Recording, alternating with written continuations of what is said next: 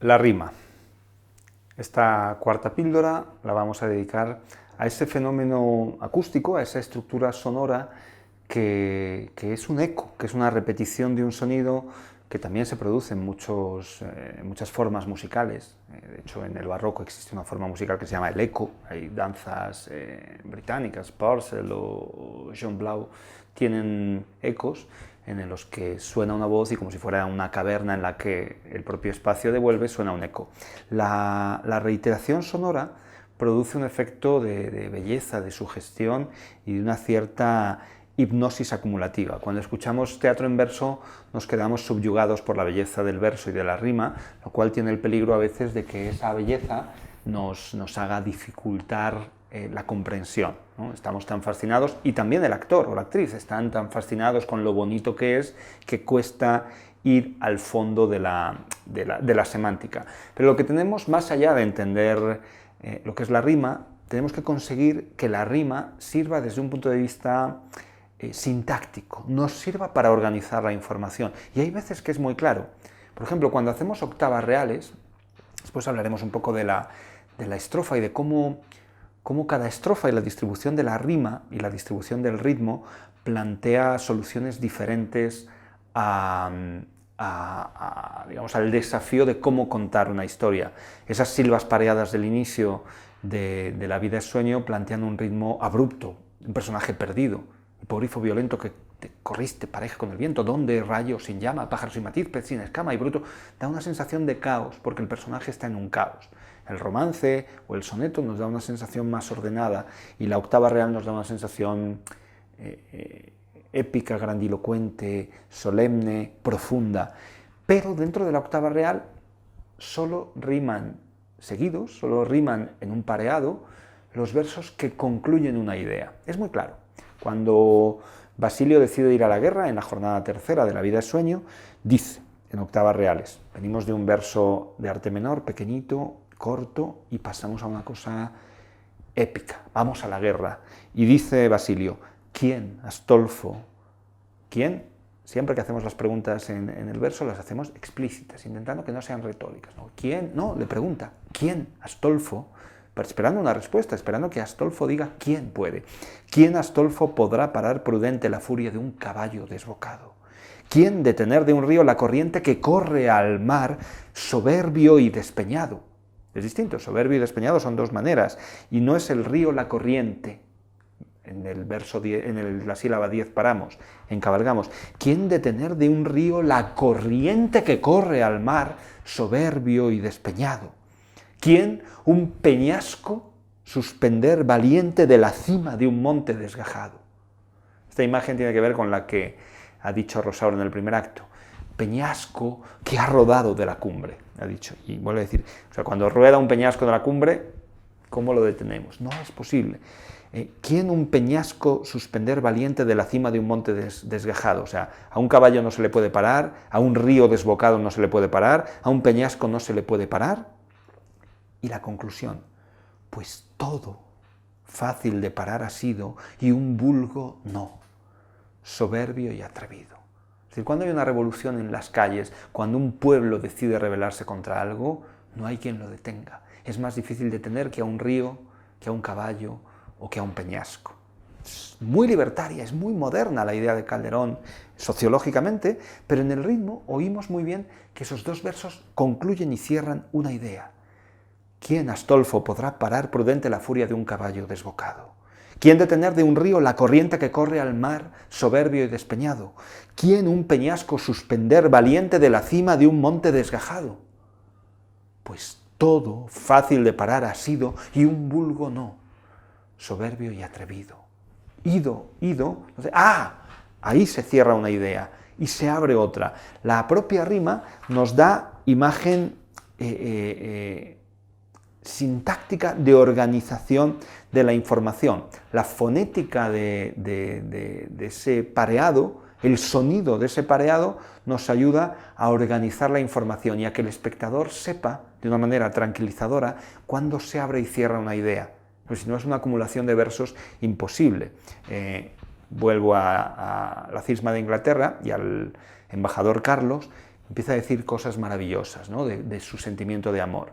Allá el silencio de la noche fría, el jazmín que en las redes se enlazaba, el cristal de la fuente que corría, el arroyo que a solas murmuraba. Aquí siempre oímos el acento en la 10 y el verso seguido, porque no hay encabalgamiento hasta la última, hasta la conclusión. Allá el silencio de la noche fría, el jazmín que en las redes se enlazaba, el cristal de la fuente que corría, el arroyo que a solas murmuraba, el viento que en las hojas se movía, el aura que en las flores respiraba. Todo era amor. ¡Qué mucho! Si en tal calma aves, fuentes y flores tienen alma. O sea, ¿cómo me va a sorprender que todo eso fuera maravilloso si estábamos hablando del amor? Eso es lo que está diciendo. Eso es lo que está diciendo Calderón. Plantea una idea en cada verso y luego una maravilla. Para ver que esa maravilla es acústica y no gráfica, incluso cuando un escritor, una escritora en este caso, como Sor Juana Inés de la Cruz, quiere una rima y ella habla sin cecear, como se hablaba en su tiempo, consigue que rime una palabra, rime en consonante una palabra como interesas con belleza, con bellezas, porque ella no dice bellezas, dice bellezas. Entonces, en perseguirme mundo, ¿qué interesas? ¿En qué te ofendo cuando solo intento poner bellezas en mi entendimiento y no mi entendimiento en las bellezas? No hace la Z porque lo que manda no es la grafía, sino el oído. La rima es un elemento puramente acústico. Es un elemento que no se escribe para ser visto, sino para que lo escuchemos. Difícilmente pudiera conseguir, señora, el sol, que la flor del girasol su resplandor no siguiera. Difícilmente quisiera el norte, fija luz clara, que el imán no le mirara. Y el imán difícilmente consiguiera que obediente el acero le dejara. Ara, era. Vamos oyendo un eco de una cosa y la otra y vamos entendiendo un ritmo y vamos quedando fascinados con esa idea. La sílaba tónica, la sílaba de la rima, la sílaba última acentuada, es la que nos ayuda, al ritmo y también al contenido. Normalmente no es casual, ponemos ahí información, el poeta pone ahí información relevante. Cuando don Pedro se da cuenta de que doña Inés va a morir en reinar después de morir, y Blanca de Navarra se ve totalmente agraviada, abandonada por un hombre que la ha dejado por otra que incluso después de muerta sigue prefiriéndola después de muerta que ella, doña Blanca dice: ¿Han sucedido a mujer como yo tales desaires? No es casual, la palabra acentuada es la última de cada verso. ¿Han sucedido a mujer como yo tales desaires? ¿Cómo es posible que viva quien ha oído semejante injuria, alarma, venganza? Siempre la palabra clave está ahí en la última. Muera conmigo quien hace que una infanta de Navarra, el reino importante, el decoro, le profanen. Y la rima no siempre está solo al final del verso. El virtuosismo de los poetas hace que a veces en mitad del verso también encontramos una rima interna. Y tenemos que ponerla en valor en esos casos sonoramente y en el contenido. Dice Teodoro en Perro del Hortelano a Diana, cuando están hablando de por qué le puede querer, por qué alguien puede aspirar a algo superior, por qué un criado, un secretario puede enamorarse de la condesa, dice Teodoro: esa es razón natural, mas pintaron a Faetonte y a Ícaro despeñados, uno en caballos dorados, precipitado de un monte, y otro con alas de cera, derretido en el crisol del sol. Crisol es final del verso, pero del sol es mitad del verso, y hay rima interna: derretido en el crisol del sol.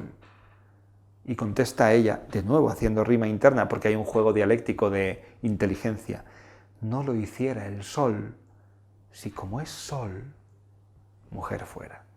En los 4 versos hay rima con la palabra sol, pero no solo hay rima al final, sino en la mitad del verso. Y otro con alas de cera derretido en el crisol del sol. No lo hiciera el sol, si como es sol, mujer fuera. Ese extremo del eco que decíamos, de la escucha, Hay dos ejemplos paradigmáticos de ese efecto de eco. Uno es la maravillosa escena de Castelvines y Monteses de Lope, en la que los dos amantes, uno Castelvini y otro Montés, están hablando con la misma mujer y contestan lo mismo. ¿Quién dice eso? Yo. ¿A quién tú buscas? Tú, vendré. Todo el tiempo un personaje y otro dicen lo mismo y eso genera una rítmica y una sensación de eco, pam, pam, tum, tum. Tenemos que decirlo así. Ahí sí necesitamos que la sensación sea acústicamente, porque además hay todo un juego cómico de que ella está hablando con los dos y seduciendo a uno, haciendo creer que está hablando con el otro, y es importante que tenga esa continuidad. Tenemos que conocer la estructura para saber qué hacer con ella. O el ejemplo mayor y más virtuoso de ese eco, que es el Ovillejo, la estrofa inventada por Cervantes, y que es un puro eco. ¿Quién menoscaba mis bienes? Desdenes. ¿Y quién aumenta mis duelos? Los celos. ¿Y quién prueba mi paciencia? Ausencia. De este modo mi dolencia ningún remedio se alcanza, pues me matan la esperanza, desdenes, celos y ausencia. Pero es muy claro. ¿Y quién prueba mi paciencia? Ausencia. Pregunta-respuesta. El eco de la respuesta, con el juego sonoro de que se parece mucho, de que es casi un eco, está imitando la pregunta, imitando la sonoridad de la pregunta. Dicho esto, habiendo visto qué es la rima, no tanto cuál es la rima sonante o consonante, sino qué hago yo como intérprete con la rima, cómo la digo, cómo me sirve para que el espectador entienda dónde acaba una idea, cómo la uso para ser sugestivo en la belleza, cómo la uso para hacer un juego como el de Diana y Teodoro, cómo la rima no es un elemento filológico, sino un elemento interpretativo. La clave, con la rima, con el ritmo, con el verso, con el acento, con la cuenta de sílabas, y aquí entramos ya en un asunto determinante, es cuál es la responsabilidad del actor y la actriz, la responsabilidad del intérprete con la traducción sonora del verso y con el conocimiento de esa partitura. ¿Qué hago yo como actor o como actriz cuando tengo una estructura y la conozco? ¿Cómo la transformo en acción? ¿Cómo entiendo que los versos que van haciéndose más rápidos o más cortos, o cómo un tipo de sonoridad u otra me va dando información para hacer, digamos, para construir acción y personaje con ella? Cómo, si un personaje habla mucho en agudo, o un personaje tiene mucha pausa interversal, o un personaje utiliza siempre un metro largo o un metro corto, eso está determinando una manera de pensar, cómo eso está obligándome a concentrarme en la información y transmitirla de una manera. Oyéndola se debe saber todo, como dice Lope. Hay una cosa importante que es la tensión actoral. Muchas veces, es un defecto muy común, perdemos la primera o la última sílaba del verso, porque falta aire al intérprete, porque no acaba la idea. Faltar pudo su patria el grande Osuna. Al grande Osuna. Aunque sea tónica la penúltima y átona la última, tiene que haber intención y tiene que haber fuerza hasta el final, pero no a su defensa sus hazañas, no puedo decir hazañas. Para el espectador que está oyendo verso y en un magma tan complejo, es muy difícil seguir la idea si no está desde el principio hasta el final del verso apoyada en pensamiento, en idea. Eso es lo que debemos exigirle al intérprete. Conocimiento y conciencia de lo que está diciendo. Me gustaría aquí saltar a un ejemplo muy diferente al del verso, pero que en mi opinión explica muy bien lo que debería o lo que tiene, parte del trabajo que tiene que hacer un actor. Y voy a hablar del espléndido virtuoso y pianista canadiense Glenn Gould. Sabéis que es uno de los grandes intérpretes, sobre todo en el repertorio de Johann Sebastian Bach, pero Gould estaba muy obsesionado por la sonoridad y de hecho él dejó de dar conciertos porque le molestaba que la gente tosiera, que hubiera ruido de un asiento, que no fuera la pureza del sonido, y eso le hizo dejar de dar conciertos y meterse en un estudio de grabación para buscar la belleza y la pureza del sonido. Ese músico tan virtuoso que estaba muy preocupado por la sonoridad y por el sonido como una expresión máxima de la creatividad humana, resulta que cuidando el piano, la acústica de cada tecla, de cada elemento, el propio mecanismo, luego canturreaba en sus grabaciones. Y oímos sus grabaciones, son fascinantes, pero él está canturreando. Y podría parecernos que es una negligencia y que está enturbiando o ensuciando. Pero eso que hace Glenn Gould es maravilloso y es lo que tiene que hacer un actor o una actriz cuando hace teatro en verso. ¿Qué está haciendo Gould? Cantar porque está pensando el contenido que quiere transmitir, la idea, el concepto y su materialización estética antes de tocar. No es el piano, no es la tecla del piano lo que suena. La tecla es un puro instrumento, es un elemento conductor, pero la idea está en la cabeza del pianista y la manera de cantarlo es una manera de evidenciar la verbalización. ¿Qué quiero decir con eso?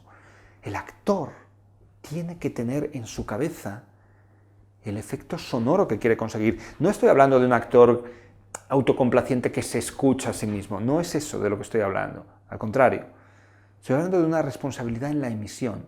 Cuando yo le quiero convencer a alguien de algo, cuando yo utilizo el verso con un objetivo para seducir, para dominar, para violentar, para pacificar a alguien, yo tengo que saber cómo lo digo, qué quiero decir, qué quiero transmitir al otro y tener en la cabeza una manera de emisión que luego traduzco en las palabras, traduzco en la manera de decirlo. Primero estoy pensando, primero interiorizo el texto y lo transformo en una forma no literaria, no gráfica, no escrita, sino orgánica, en una manera emotiva, en una manera lógica y psicológica. Yo pienso una idea y la transmito.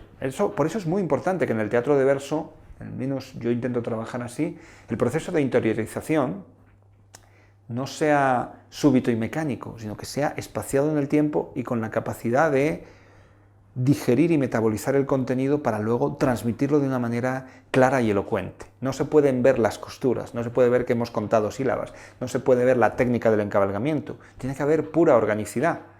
Ahí los ingleses hablan de la memorización del estudio cuando uno conoce un texto by heart, ¿no? De corazón. Los portugueses también dicen decorar, saber de corazón.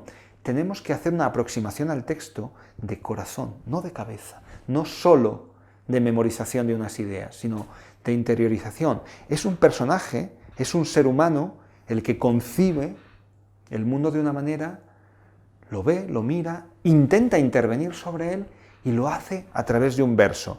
Dice el Evangelio de San Juan, es una cita bíblica, pero que tiene mucho que ver con esto.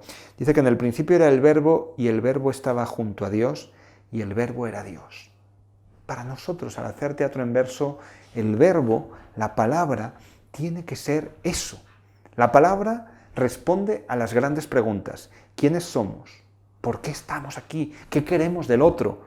¿Cómo queremos que el espectador reciba?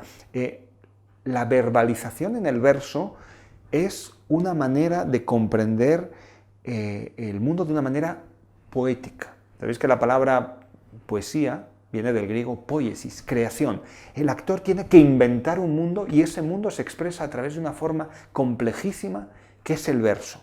De esa manera está entendiendo una realidad enormemente profunda. Esa sí es la dificultad del teatro en verso. No contar sílabas y rimar o hacer el encabalgamiento. Eso se hace en muchos lugares y muy bien, y eso es sencillo. ¿Cuál es el problema?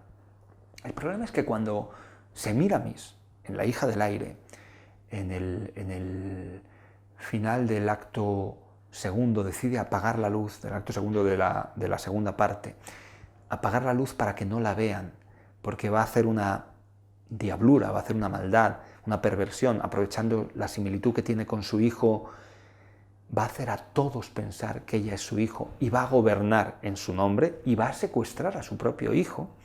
Cuando dice todo eso y necesita un contexto adecuado para hacer esas locuras, antes hablábamos de la luz y la sombra, dice, va a apagar la luz y dice en los dos últimos versos, mis locuras aborrecen la luz y obran a oscuras. Mis locuras aborrecen la luz y obran a oscuras. Asume que lo que está haciendo es un delirio, una locura, y asume que está fuera de la realidad visible, que aborrece la luz, que quiere estar lejos de la luz y quiere obrar a oscuras. Lo difícil no es decir el verso y contar las sílabas. Lo difícil es comprender que la actriz que hace Semíramis comprenda que al inicio de la obra, como Segismundo, Semíramis está en una caverna oscura, que la obligaron a crecer en la sombra, que la obligaron a ser invisible, que la obligaron a no existir, que la obligaron a ser un personaje maldito. Y que cuando ella dice que aborrece la luz y obra a oscuras, no está diciendo un texto aparente, no está diciendo un texto hermoso, está con su dureza, con su dificultad, comprendiéndose a sí mismo, a sí misma, como un ser de oscuridad, como un ser prohibido, como un ser prácticamente clandestino. Esa sí es la dificultad.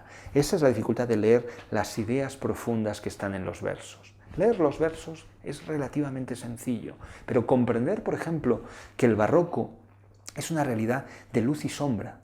Está en Velázquez, está en Valdés Leal, está en Rivera, está en todos nuestros pintores de la época, ese contraste bestial entre la luz y la sombra. Esa es la dificultad. ¿Cómo suena eso? ¿Cómo se verbaliza esa pintura de Velázquez o esa pintura de Valdés Leal? Ese contraste entre la luz y la sombra. ¿Cómo se hace que lo popular y lo culto convivan en los escenarios y en los versos del Siglo de Oro? ¿Cómo se consigue transmitir una realidad, un contexto y un lugar tan profundo y tan complejo como es el del Siglo de Oro, como es esa herencia cultural de la que hablaremos en la próxima píldora, en la que conviven las herencias el mundo árabe, el mundo judío, el mundo cristiano, el mundo que llega de América. Todo eso cristaliza en el Siglo de Oro y se transforma en una realidad audible, que es el verso, pero que está encerrando una realidad filosófica, sociológica y conceptual mucho más profunda. Vamos a hablar de la significación estrófica, es decir, ¿qué significa cada estrofa? ¿Por qué se habla a veces de un tipo de estrofa y de otra? En general tenemos dos tipos de estrofa, por ir a lo simple y por ir de nuevo a lo que nos interesa desde el punto de vista interpretativo y no filológico. Estrofas isosilábicas y anisosilábicas. Las estrofas isosilábicas son aquellas en las que todos los versos tienen el mismo número de sílabas y dan una sensación de mayor control, de mayor organización mental. Cuando en La hija del aire Semíramis dice, grande pensamiento mío, ya estamos solos los dos, hablemos claro, yo y vos, pues solo de vos confío. Está intentando organizar en su cabeza la información de una manera completamente diferente al caos que transmite Enrique VIII en el inicio de la cisma de Inglaterra, cuando el Silvas, en una estrofa anisosilábica y caótica, dice, tente sombra divina, imagen bella, sol eclipsado, deslucida estrella, mira que al sol ofendes cuando borrar tanto esplendor pretendes. Caótico. No hay una manera de organizar. Cuando creemos que es 7 es 11, cuando creemos que es 11 es 7, cuando creemos que el acento va a estar en un sitio está en el otro. Una vez más, no vamos a hacer aquí un desglose filológico de cuáles son los tipos de estrofas, sino cómo el actor, conociendo la armonía o disarmonía que hay en una estructura, la potencia, la exagera y consigue hacer de eso identidad escénica, motor para el trabajo interpretativo y fascinación acústica para el espectador, que oyendo eso lo comprende todo.